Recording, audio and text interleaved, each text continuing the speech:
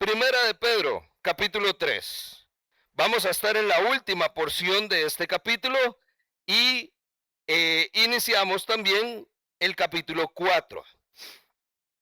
Nosotros entendemos que hay algo fascinante en tomar la Biblia capítulo a capítulo, versículo a versículo. Pedro nos ha llevado en una montaña rusa de emociones, pero sobre todo de reflexiones, donde su línea central es que entonces hay una esperanza viva a la cual nosotros nos aferramos y que en medio de nuestra espera ante ese destino eterno que tenemos, en ese trayecto mientras llegamos al lugar que finalmente vamos a llamar hogar, hay una manera de vivir. Pero no solo eso, sino que mientras hacemos el peregrinaje, hay algo que va a pasar inevitablemente. Y es que todos vamos a sufrir. Y el sufrimiento es parte de su mensaje. Pero no es el sufrimiento de que no llegamos a la quincena, de que nos quedamos sin trabajo, de que la familia está dividida. Eso es producto de la caída del ser humano.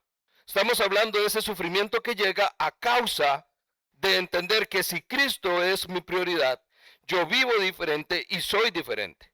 Y eso genera automáticamente oposición. Adriano lo compartía la semana pasada, muy puntual. Todos vamos a enfrentar oposición, rechazo, burla quizás, el famoso bullying. Si usted no está experimentando nada de esto, familia, usted está llevando un cristianismo muy cómodo. Y por lo tanto, entonces debo decirle, no está viviendo como tiene que vivir. Porque siempre que nosotros vivamos de la manera en que Jesús nos llama a vivir, vamos a tener el mismo resultado que Él experimentó. ¿Cómo terminó Jesús? Señalado, burlado y puesto en una cruz. ¿Cómo terminaron sus seguidores? Perseguidos y martirizados. ¿Cómo le pasó la iglesia primitiva, la factura a sus primeros discípulos? Perseguidos por un hombre llamado Saulo, quien cuando entendió de qué se trataba el evangelio y comenzó a vivir como había que vivir, ¿qué le pasó a Saulo también? Fue perseguido y encarcelado. ¿Cómo cree usted entonces que nosotros tenemos un destino diferente? En la historia de todo aquel que toma su cruz y sigue a Cristo, el saber que va a tener oposición y eso va a traer sufrimiento. Pero entonces, ahí fue donde llegamos la semana pasada. Pedro concluye una sección de su carta, verso 17 en el capítulo 3, donde dice, si vamos a sufrir, es mejor sufrir por hacer el bien que por hacer el mal. Y ese es el puente para lo que hoy entonces tomamos. Verso 18 comienza entonces la respuesta natural de por qué entonces es mejor hacer el bien y eso que nos traiga sufrimiento. Hacer el mal, ya sabemos, usted mete las patas, va a sufrir las consecuencias, sí o sí. Pero entonces la exhortación de Pedro es, si vamos a sufrir, suframos por hacer el bien. Y naturalmente todos los chiquillos malcriados preguntamos, ¿pero por qué? ¿Por qué es que tenemos que sufrir por hacer el bien? Verso 18, porque Cristo murió por los pecados una vez y por todas. ¿Por qué? Porque Cristo sufrió. Por eso es que nos toca sufrir a nosotros también. Cristo dejó un ejemplo a seguir y naturalmente nosotros tenemos que encontrar que hay algo que nos toca entonces también experimentar. Ese verso 18 inicia una sección donde respondemos entonces el porqué del sufrimiento y nos lleva a encontrar algunos datos interesantes. Primero de ellos es contundente, porque Cristo murió por los pecados una vez y por todas. Recuerde, el sacrificio de Cristo es suficiente. Los sacrificios de antes en el sistema religioso eran todos los días, y una y otra y otra y otra vez, por la misma razón. Incluso tradicionalmente, cada año había una sola acción para el perdón de todos los pecados. Era la fiesta del Yom Kippur. Y aún así se celebraba todos los años. Pero cuando Cristo murió, fue una vez y suficiente. Cristo es el modelo de sufrimiento victorioso. El sufrimiento y la muerte de Jesús fueron un ejemplo para que todos podamos seguir. ¿Por qué? Porque nosotros encontramos tres cosas en este sufrimiento y las narra el verso 18. Cristo murió, pero entonces dice el verso 18, fue el justo por los injustos. Cristo murió en una cruz. Él hizo algo malo. Nunca. Pero por nosotros que sí habíamos hecho lo malo, Él decidió tomar entonces su cruz y cargar con nuestros pecados. Nosotros éramos los injustos. Él fue el único justo. Por eso Pedro se encarga de recordar que el sufrimiento es del justo por los injustos. Número uno, Cristo sufrió injustamente. Isaías lo profetizó. Como cordero inmolado, callado fue al madero. Ni una sola palabra dijo ante sus transgresores. Nada. Acusado injustamente, tratado injustamente, sufrió injustamente. ¿Y cómo fue su reacción? ¿Cuál fue su actitud? Guardó silencio. ¿Por qué? Porque él sabía que su sufrimiento tenía propósito también. El sufrimiento de Cristo no solo fue entonces injusto, sino que tenía propósito. Dice el verso 18 que fue el justo por los injustos a fin de llevarlos a Dios. A fin de que usted y yo hoy podamos estar delante del trono de la gracia de ese Dios, sin muros, sin enemistad, sin barrera. Él sufrió injustamente, pero sufrió con un propósito. Eso es lo que nos hace entonces entender por qué permaneció callado en la cruz. Porque sus únicas palabras fue perdónalos porque no saben lo que hacen. ¿Cómo nos va usted de a mí? Cuando nos toca sufrir injustamente, vea, es que usted le hierve la sangre, dicen, ¿verdad? Le sale aquella cosa, el sentimiento donde usted le dice cuatro verdades. Pocos, familia de nosotros, nos mordemos la lengua cuando estamos sufriendo. ¿Por qué? Porque no se vale, porque es injusto. Porque si son los otros, que paguen los otros. Tenemos que señalar el pecado, tenemos que señalar el error, tenemos que nosotros salir bien.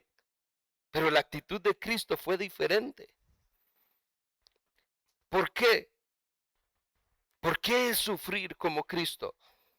Si vea, si no me puedo morder la lengua, si no puedo contener mis acciones, si me dan ganas de bajarme la cruz e írmeles encima. Verso 18 termina diciendo, Él sufrió la muerte en su cuerpo, pero el Espíritu hizo que volviera a la vida. Él murió, pero también resucitó. Y no solo resucitó, sino que dice Pablo en sus cartas que Él fue exaltado hasta lo sumo, que fue entonces, le fue dado un nombre que está sobre todo nombre. Cristo, después de sufrir injustamente, después de sufrir con un propósito, fue exaltado y reivindicado.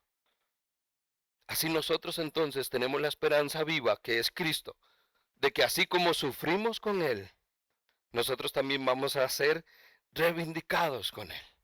Seremos exaltados con Él. Nuestros cuerpos van a resucitar de entre los muertos. Tendremos cuerpos gloriosos para vivir eternamente en su presencia. Y ese es el mensaje de Pedro. De nuevo, sí hay que sufrir, sí hay que llevar palo, por supuesto, pero ponga su esperanza que a pesar de que va a sufrir ese sufrimiento injusto, innecesario muchas veces, es para la gloria de Dios. Y que algún día la justicia será hecha. Porque tendrán que rendir cuentas delante del juez. Y ahí se hará justicia. Mía es la justicia y la venganza, dice el Señor. Así que usted no se preocupe por hacer justicia. Preocúpese porque su sufrimiento tenga propósito. Y tenga entonces esperanza de que algún día las cosas se van a alinear. Verso 19. Dice entonces, de este modo fue Jesús y predicó a los espíritus encarcelados. Siga el texto porque vamos con una porción larga. Espíritus encarcelados que en los tiempos antiguos, en los días de Noé, desobedecieron cuando Dios esperaba con paciencia mientras se construía el arca. En ella solo pocas personas. ¿Cuántas? Esas son historias que muchas veces no sabemos. ¿Cuántas personas se salvaron en el diluvio? Solo 8. De millones de personas. Y el Señor solo preservó 8. 8 en total se salvaron mediante el agua, la cual simboliza el bautismo que ahora los salva también a ustedes. El bautismo no consiste en la limpieza del cuerpo, sino en el compromiso de tener una buena conciencia delante de Dios. Y esta salvación es posible por la resurrección de Cristo, quien subió al cielo y tomó su lugar a la derecha de Dios, y a quien están sometidos los ángeles, las autoridades y los poderes. En su respuesta al sufrimiento, Pedro entonces vea que toca temas y temas sensibles. ¿Qué tiene que ver el arca? ¿Qué tiene que ver los espíritus encarcelados? ¿Qué tiene que ver entonces la salvación, el bautismo, el agua y todo lo que esto simboliza? Esta porción, familia, entra en un ranking en los versos más complejos de interpretar en todas las escrituras, porque son líneas muy delgadas. La pregunta es, ¿quiénes son los espíritus encarcelados? Y eso da pie para abrir un abanico de posibilidades. Si usted toma entonces verso 21, dice que se salvaron mediante el agua, la cual simboliza el bautismo. ¿Por medio de qué nos salvamos nosotros? ¿Por medio de? Dígalo fuerte, no me asuste. Por medio de Cristo. Solo en Cristo hay salvación. No es el agua no hace nada. Pero dice que esta simboliza entonces la limpieza del cuerpo. Son cosas como estas las que hacen que ese texto, mucha gente pueda entonces comenzar a irse por la tangente y comenzar a hilar muy delgado y pensar que hay teología aquí. Y no es así. ¿Qué es lo que está diciendo Pedro? Vea, este tema se las trae. Va a haber sufrimiento, sí, pero Cristo fue el que sufrió y sufrió antes de ustedes. Y ese sufrimiento tuvo propósito y hoy fue exaltado. Y esa misma esperanza es la que hoy está viva para nosotros. Es la esperanza a la que nos aferramos. Cristo nada más sufrió. Recuerde que si usted va a sufrir, Cristo ya sufrió primero y además Cristo le acompaña a usted en su sufrimiento.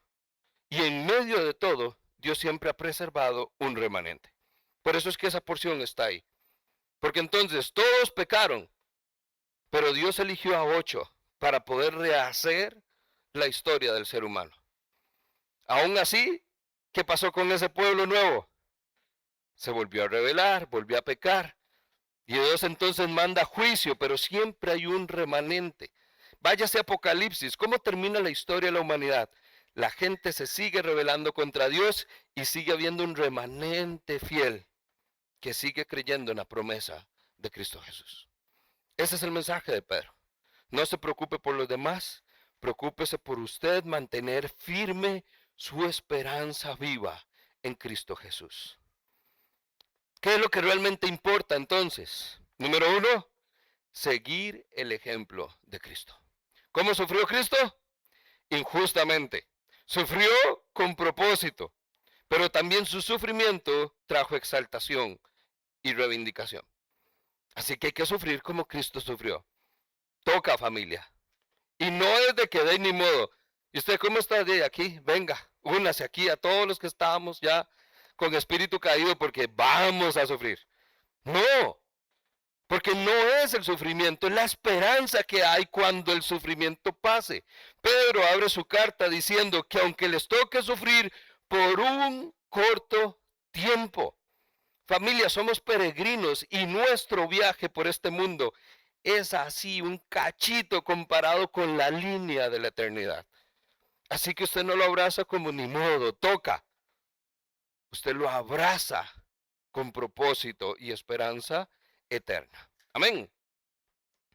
¿Qué es lo que realmente importa? Número 2, vivir entonces conforme a la voluntad de Dios.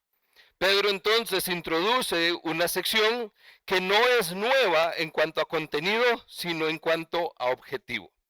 Pedro ya nos ha insistido en que somos diferentes y hay que vivir diferente. Nuestro comportamiento, nuestra conducta, la manera en que vivimos tiene que ser diferente. Pero Pedro ahora la centra. ¿Qué tan diferente? Bueno, estamos llamados a vivir según la voluntad de Dios. Ya no vivimos para nosotros. Vivimos para Cristo. Capítulo 4 abre entonces con estas palabras. Leo esta porción en Nueva Traducción Viviente. Por lo tanto, ya que Cristo sufrió dolor en su cuerpo, ustedes prepárense, adoptando la misma actitud que tuvo Él, y estén listos para sufrir también. Pues si han sufrido físicamente por Cristo, han terminado con el pecado. De todas las versiones de la Biblia, esta lo pone puntual, para que no nos perdamos y entendamos que toca. Dice, por lo tanto, recuerde que cada vez que hay un por lo tanto, ¿qué tanto? Porque Cristo sufrió, porque lo hizo una vez y por todas, porque estamos llamados a seguir el ejemplo de Cristo en cuanto a su sufrimiento. Por lo tanto, ya que Cristo sufrió dolor en su cuerpo, dice el texto, prepárense. ¿Qué es prepararse? Eso es prepararse. Prepararse es cuando usted sabe que hay algo que hacer, pero ya usted siente la presión de que ya no hay tiempo, es ahora o nunca. Prepararse es cuando usted tiene una prueba mañana y tiene que estudiar hoy. Prepararse en el texto original es vocablo militar. Prepare es alístese, arróllese las mangas y alíñese, porque algo viene. Esa preparación entonces, vea que Pedro pasa de Cristo a nosotros, de que Cristo sufre a nosotros tener que sufrir. Reina Valera dice, ármense del mismo pensamiento. Nueva Traducción Viviente habla de actitud. ¿Qué es lo que nos toca a nosotros, familia, como extranjeros? Es a abrazar esa actitud, a tener el mismo pensamiento de Cristo. Y lo dice entonces ahí en el texto. Hay que romper con el pecado, hay que abandonar la vieja manera de vivir. No hay que vivir por los deseos humanos, sino hay que vivir para cumplir la voluntad de Dios. Pedro entonces está aterrizando el mensaje de su carta. Nosotros estamos ya capítulo 4, solo nos queda un capítulo. Estamos llegando hacia el final y Pedro entonces todo lo que ha dicho antes le está dando razón y sentido. Ya hemos hablado de que hay que romper con el pecado, hemos hablado que hay que abandonar la vieja manera de vivir, hemos hablado que no hay que vivir para los malos deseos, pero Pedro ahora quiere que nos enfoquemos en lo que realmente importa. Hacer la voluntad de Dios. ¿Cuándo fue la última vez que usted simplemente, en oración, buscando la dirección de Dios, no pidiéndole nada, usted nada más hizo esto? Señor, ¿qué quieres que haga? Hoy me levanto. Señor, ¿qué quieres que haga hoy para ti? ¿Cuál es tu propósito para mi vida hoy? No vivimos de esa manera. No nos preparamos para estar listos para sufrir por Cristo. No somos entonces de aquellos que están pensando que ya no vivo para satisfacer mis propios deseos, para cumplir mi voluntad, sino para cumplir la suya. Todos, cuando empezamos a trabajar, dependemos de un jefe. ¿Y qué es lo que tiene que hacer usted todos los días? Hoy, ¿qué hago? ¿Qué quiere que haga? ¿Y cómo quiere que lo haga? ¿Y para cuándo quiere que lo termine? Ese nivel de determinación, familia, es el que nos está llamando Pedro en la vida espiritual. Estén listos para sufrir también. Ese verso ahí, estén listos para sufrir también. También, ¿por qué? Porque ya Cristo sufrió. Porque es nuestro ejemplo a seguir. Porque entonces ahora soy yo el que tiene que vivir para cumplir su voluntad. Esa es la exhortación que entonces Pedro trae. Adopten la misma actitud, prepárense. Ese sufrimiento expone entonces aquello en lo que nosotros ponemos nuestra prioridad y lo que también ponemos nuestra confianza. Provee una plataforma para que seamos testimonio de lo que Cristo es capaz de hacer. Todo eso que que Pedro ha presentado en esos primeros capítulos, hoy nos está recordando. Cuando sufran por hacer la voluntad de Dios, recuerden que no están solos. que Cristo ya sufrió primero y que Cristo entonces los va a acompañar a ustedes en medio de su sufrimiento. Y ahí sí entonces hay un antes y un después. Cuando comenzamos a vivir acorde a la voluntad de Dios, usted va a notar inmediatamente entonces oposición. La gente lo va a notar y Pedro se anticipa a esto. Verso 4. Cuando eso pase, cuando usted cumpla la voluntad de Dios, dice, no es de extrañarse que sus amigos de la vieja escuela se sorprendan de que ustedes ya no participan en las cosas destructivas y descontroladas que ellos hacen. Por eso es que los calumnian.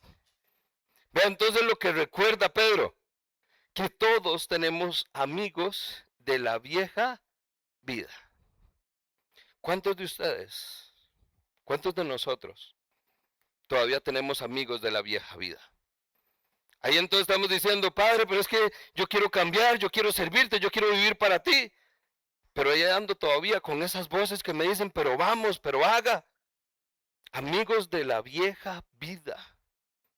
Dice, por eso es que los calumnian. No se extrañen cuando esta gente se ponga rara, cuando usted comience a vivir como tiene que vivir. Verso 5 dice, recuerden que ellos tendrán que enfrentarse con Dios, quien está listo para juzgar a todos, tanto vivos como a muertos. Usted tiene que entender que entonces todos seremos juzgados. Y su conducta tiene que hablar de que está cumpliendo la voluntad de Dios, no que está viviendo como los demás viven. Y termina entonces verso 6. Por esta razón la buena noticia fue predicada a los que ahora están muertos, porque aunque fueron destinados a morir como todos, ahora vivirán para siempre en el Espíritu. ¿Qué está diciendo Pedro ahí? ¿Que vamos a morir? No, que aunque muramos, vamos a vivir. Porque la esperanza está viva. Porque aunque suframos temporalmente en este mundo cumpliendo la voluntad de Dios, seremos entonces resucitados en el día del juicio final. Esa es la esperanza que nosotros tenemos que tener. No entonces prepararnos solamente para que se nos venga una ola encima. Es disfrutar el proceso, es abrazar lo que viene, porque sabemos que al final hay un nuevo amanecer. Hay algo asombroso que nos está esperando. Familia, al final solo hay dos caminos. O vives para los deseos humanos o vives para cumplir la voluntad de Dios. Punto. No hay punto medio. Nosotros no tenemos otra opción. Hay una u otra. Y cuando nosotros vivimos de la manera en que Cristo nos llama a vivir, eso va a generar preguntas, va a generar reacciones, va a generar burlas, rechazo e incluso oposición. Plántese usted con todos los amigos. Todo el mundo se va de fiesta siempre. Deje usted de tomar. ¿Qué quiere usted? Ah, una cervecita, una copita de vino, un coctelito. Y usted, un vaso de agua, por favor. Inmediatamente todo se pausa. Todos vuelven a ver y... ¿Pero cómo? ¿Cómo? Como si aquello fuera trágico. Cuando usted vive radicalmente, genera una reacción. Naturalmente. ¿Cuál es el problema y por qué la exhortación? Porque entonces siente a todos usted en una mesa, en un 15 años, en una boda, en un matrimonio, en una celebración. Todo el mundo toma fotos ahora, ¿cierto? Y todo queda registrado. Ahí está toda la familia linda posando, pero en la mesa el montón de botellas por todo lado. A usted lo taguean ahí. ¿Y eso? Ah, no, yo no estaba tomando. Vea, entre esa botella, entre la grande, la pequeña, aquel galón que había, entre el balde de cervezas, el vaso de agua, ese era el mío. No, vea, yo lo que me estaba tomando era una coquita. Ajá, ¿y qué tenía la coquita adentro? Porque ya ahora no se sabe. Eso es lo que está diciendo Pedro. El asunto es que no podemos ni siquiera exponernos a esto. Es darnos cuenta que nuestra radicalidad se tiene que notar y eso va a hacer que la gente reaccione. Sí o sí. Familia, usted tiene que entender es que ya no podemos seguir jugando con fuego. Ya no podemos ser permisivos. Ya no solo se trata entonces de dejar una vieja vida, se trata de dejar a los amigos de la vieja vida y abrazar la voluntad de Dios y vivir según sus mandatos. Punto. ¿Qué va a determinar esta forma en que usted vive el resto de su vida? Adopte entonces la actitud de Cristo, prepárese para vivir conforme a su voluntad, rompa con la vieja manera de vivir y viva según su propósito. Por eso el segundo punto es puntual. ¿Qué es lo que realmente importa? Es vivir cumpliendo la voluntad de Dios. Porque no hacer lo malo no es suficiente. Ser una buena persona no es suficiente. Es hacer lo que Dios pidió que hiciéramos. Que fuéramos y que predicáramos a todas las naciones y que les enseñemos a obedecer todo lo que Él nos ha mandado. Y eso implica vivir diferente, porque somos diferentes. Filipenses 1:29. Pues si a ustedes se les dio no solo el privilegio de confiar en Dios, sino también el privilegio de sufrir por Él. Y un pasaje como ese entonces nos aterriza. Sufrir, familia, es un privilegio para usted y para mí. No es una carga. Es un total privilegio. Abrácelo como tal. Hola, ¿cómo estás? Ay, hermana, aquí le cuento. Viera cómo me está tratando la vida. No. Tengo el privilegio de sufrir para Cristo. Sí, la estoy llevando terrible, pero es un privilegio servir a mi Señor, sufrir por Él. Ese tipo de lenguaje, familia, no existe. Y si existe, muy poco lo hemos escuchado. La exhortación de Pedro es que comencemos a escuchar más y más de eso. Y si nos va a tocar sufrir, suframos por hacer el bien y suframos entonces, familia, juntos. Y le entramos parejo. Última sección. ¿Qué es lo que realmente importa?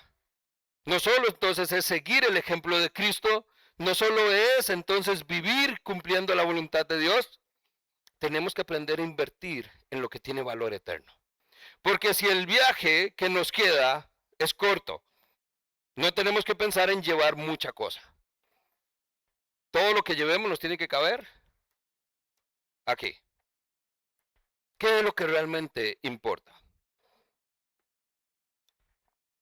Y antes de mencionarlo, porque Pedro lo tiene puntual, Pedro hace un pequeño recordatorio, abre un paréntesis en su mensaje. Verso 7 comienza diciendo, ya se acerca el fin de todas las cosas. ¿Cómo debe vivir un extranjero? Ya le digo, pero tenga presente que se acerca el fin de todas las cosas. ¿De qué está hablando Pedro? Capítulo 1, verso 3, habla de una esperanza viva que se va a volver realidad. Es Cristo. Verso 4 dice, vamos a recibir una herencia inmarchitable. ¿Cuándo va a pasar eso? Cuando Cristo vuelva. Pedro está recordando el mensaje que ya todo el Nuevo Testamento tiene repetido. Santiago 5:8, ustedes manténganse firmes y aguarden con paciencia la venida del Señor. Y agrega Santiago que ya está cerca. Nosotros nos vamos a Lucas 12:40. Ustedes tienen que estar preparados porque el Hijo del Hombre vendrá cuando menos lo esperen. En cualquier momento. Marcos 13:35, manténganse despiertos porque ustedes no saben cuándo volverá el dueño de la casa, si es al atardecer, al amanecer o a la medianoche. No sea que venga de repente y nos encuentre dormidos. Hebreos 1, verso 1. Dios ha hablado de muchas maneras y a muchas personas en el tiempo antiguo a través de los profetas, pero en los últimos días nos ha hablado a nosotros a través de Jesucristo. En los últimos días. Todo el Nuevo Testamento habla de que el regreso de Cristo es inminente. Estamos hablando de mensajes que fueron escritos hace más de 2000 años y todos coincidían en el mismo argumento. El regreso de Cristo es en cualquier momento. Sí, que se ha extendido y los últimos días, llevamos 2000 años viviendo en los últimos días y siguen siendo los últimos días. Por eso es que viene la exhortación, porque antes de entrar en materia, Pedro dice, recuerde que esto es urgente. Pedro no quiere generar alarma, Pedro quiere que generemos prioridades. Esto hay que hacerlo ya, porque no sabemos cuándo vuelva Cristo. Técnicamente entonces vivimos en los tiempos finales, pero no podemos olvidar que eso es en cualquier momento. Puede ser mañana, pero puede ser hoy, puede ser ahorita, en este momento. Y sin embargo ahí estamos nosotros haciendo planes para mañana. Ya usted hoy se levantó tarde, apenas le dio chance de llegar a la iglesia, va a comprar comida porque no pudo cocinar nada. Todo lo importante usted dice, bueno, mañana, ya mañana lunes, ya mañana le entro. Y si no hay mañana, hoy. ¿Qué tenemos que hacer hoy como extranjeros y peregrinos? Escucha lo que dice Pedro. Verso 7 continúa entonces, ya que se acerca el fin de los tiempos. Así que, para orar bien, manténganse sobrios y con la mente despejada. ¿Qué debe hacer todo extranjero? Número 1, orar diligentemente. Hay que orar, familia. Habla de dos aspectos. Mente alerta y una mente sobria. Usted tiene que estar enfocado. Porque si usted está en pánico, usted está pensando en todo, menos en lo que realmente importa. Pedro dice, tenemos que tener nuestra mente despejada para poner nuestra mirada en lo que realmente es importante. Tenemos que orar. El problema es que no a todos nos gusta orar. Sigue siendo el aguijón en el tobillo de muchos creyentes. El año pasado salió una investigación de esta empresa Barna, que a nivel de Estados Unidos tiene mucha investigación en temas de iglesia.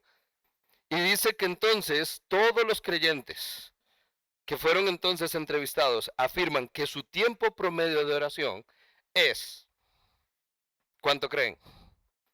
¿Cuánto ora un creyente promedio en Estados Unidos? 35 segundos. Y casi siempre asociado a un tiempo de comida. Ahí claro, porque es donde nos acordamos y hay que orar rápido porque la carne se enfría. 35 segundos. Se entrevistaron pastores y siguen afirmando que sigue siendo una de las principales luchas que la mayoría tenemos. No necesariamente somos personas de oración. Pedro está diciendo, vea, no es la cantidad de tiempo. Actitud, ore diligentemente. Reina Valera dice, velad en oración. Eso es mantenerse atento, alerta, pendiente, porque el regreso de Cristo puede ser en cualquier momento. Que el día que Cristo vuelva, familia, no nos agarre desprevenidos. Que no sea que entonces estamos viendo que todo el mundo está paniqueando allá afuera y usted dice, pero ¿qué está pasando? Y usted sale para ver. Que nos demos cuenta que Cristo venga, porque en oración sentimos cuando dice Dios, es hoy. Eso es lo que dice Pedro. Oren diligentemente. Número 2, verso 8. Sobre todo, o sea, no solo orar es suficiente, por sobre todas las cosas, ámense los unos a los otros. Pero agrega Pedro, profundamente. Ya el mandato fue dado. Jesús les dijo, un mandamiento nuevo os doy, que os améis los unos a los otros. Pero ahora es, ¿cómo tienen que amarse los unos a los otros? Profundamente. La Reina Valera usa la palabra con fervor. Ese fervor también es el sentimiento que viene de las entrañas. Es algo que usted no puede contener, es algo que lo mueve de adentro hacia afuera. No es solo el amor de que, ay, sí, somos hermanos en Cristo y todo bien.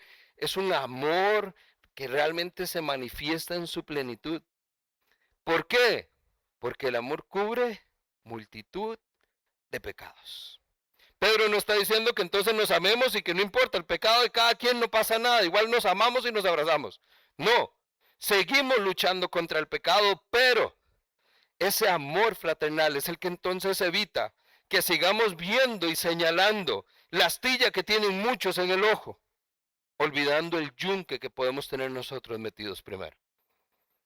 es no enfocarnos en qué está haciendo mal la otra persona, es en el potencial que Dios tiene en cada uno de sus hijos.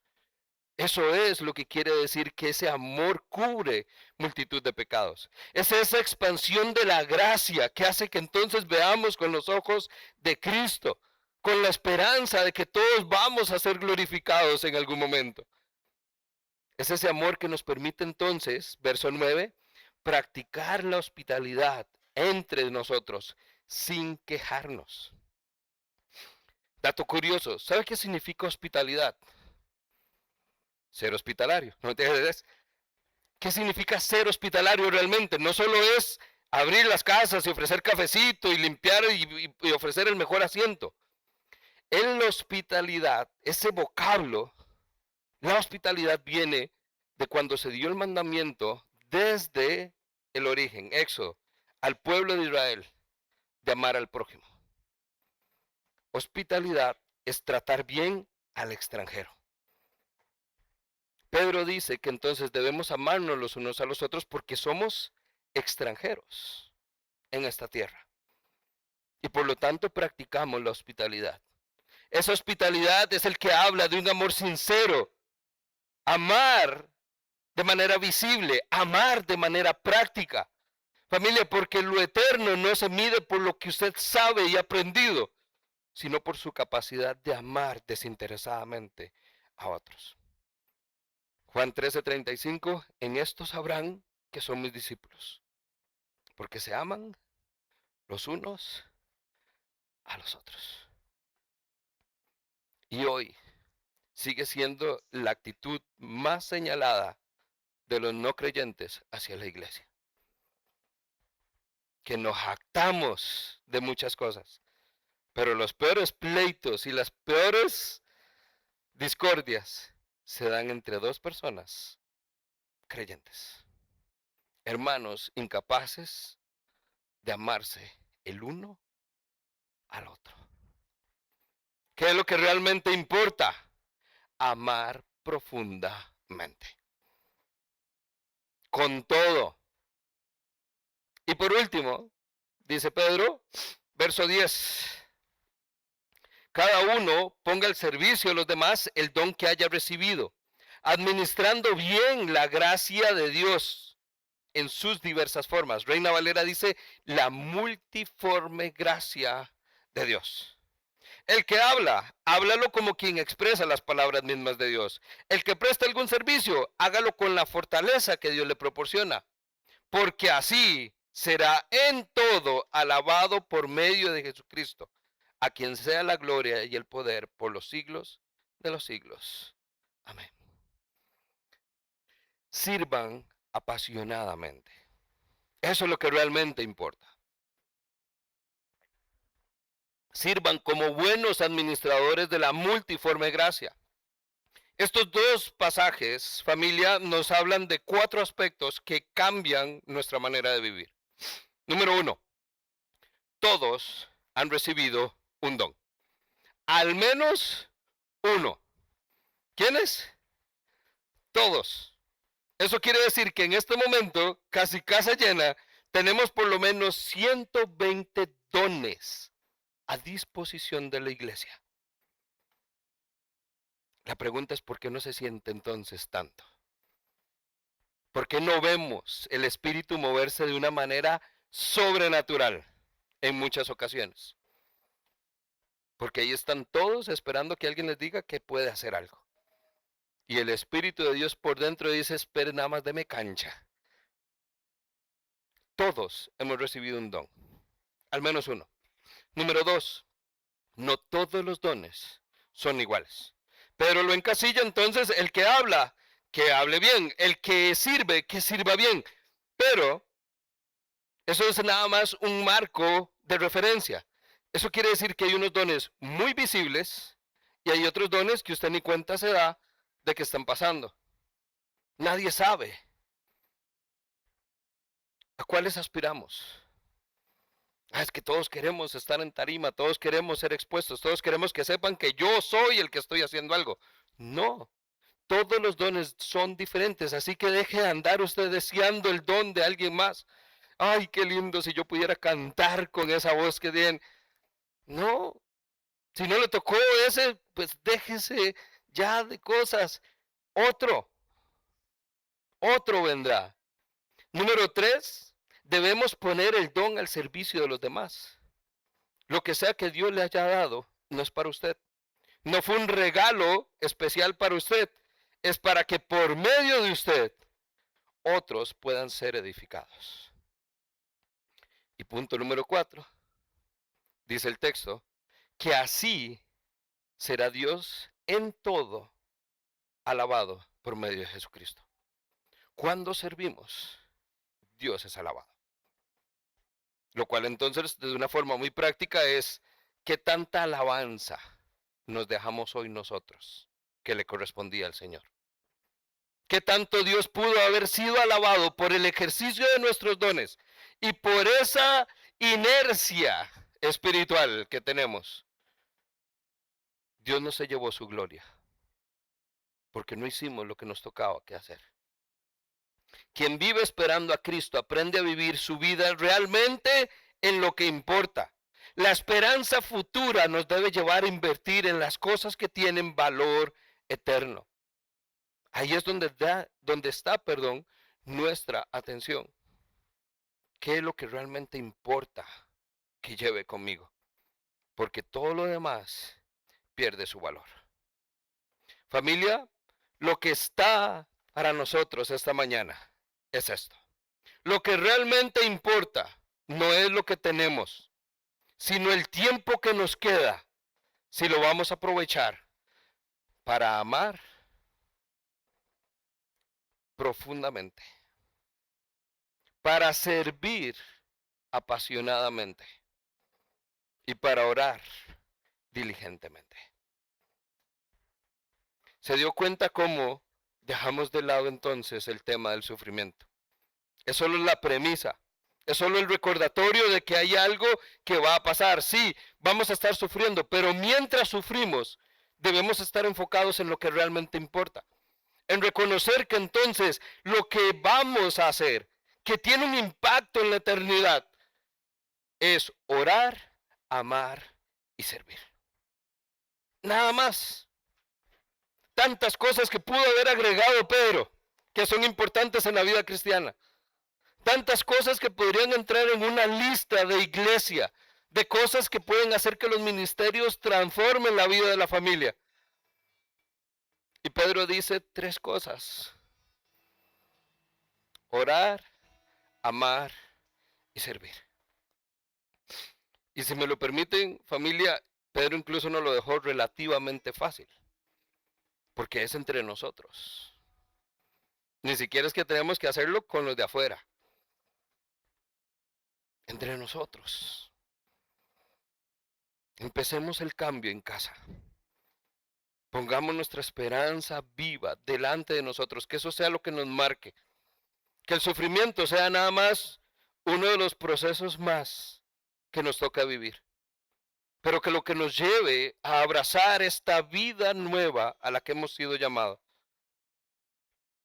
sea entender que hay algo que tiene valor eterno y que realmente va a hacer la diferencia, no solo en este mundo, sino en el que está por venir. Amar, orar y servir.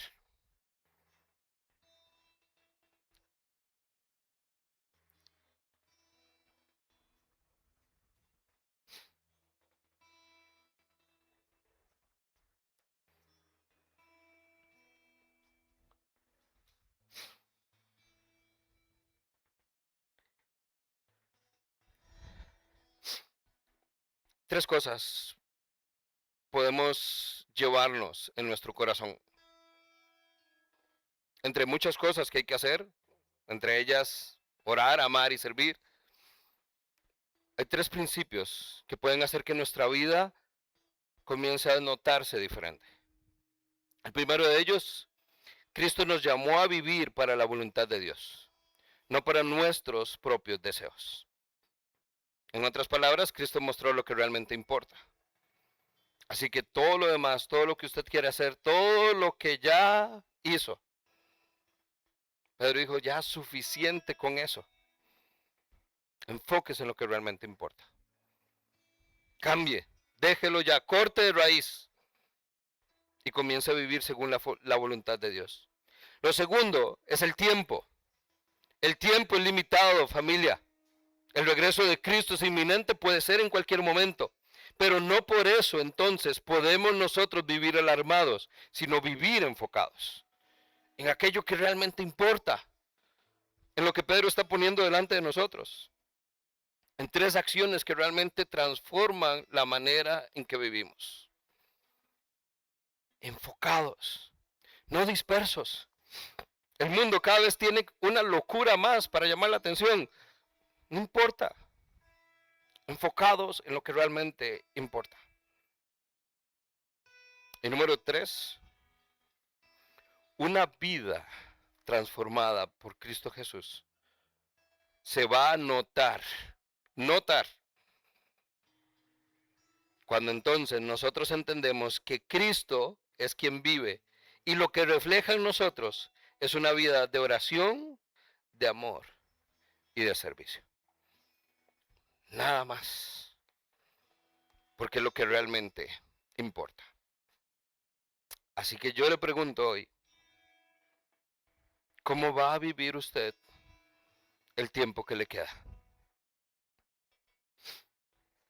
¿Cómo van a ver otros que usted abraza ese corto tiempo que tenemos? Que a pesar de que pueda estar marcado por sufrimiento, está dirigido por una razón y propósito eterno. Por el recordatorio de que la esperanza hoy sigue viva. Y ni el pecado ni la muerte pudo con él. Y si Dios está conmigo, ¿quién contra mí? Que se venga lo que se venga. Porque si mi sufrimiento trae gloria a su nombre, que así sea. Que terminemos en esta vida como lo hizo Pablo, como siervos buenos y fieles, que peleamos la buena batalla y que hicimos las cosas que teníamos que hacer. Porque no hacer nada no se vale. No solo no hacer lo malo es suficiente. Tenemos que hacer lo que hay que hacer. Y con valentía y coraje poder llevar estas buenas nuevas de salvación a los que todavía hoy tienen tiempo de arrepentirse y de encontrar la gracia y el perdón que usted y yo recibimos. Porque todo se sigue tratando de Cristo. Amén.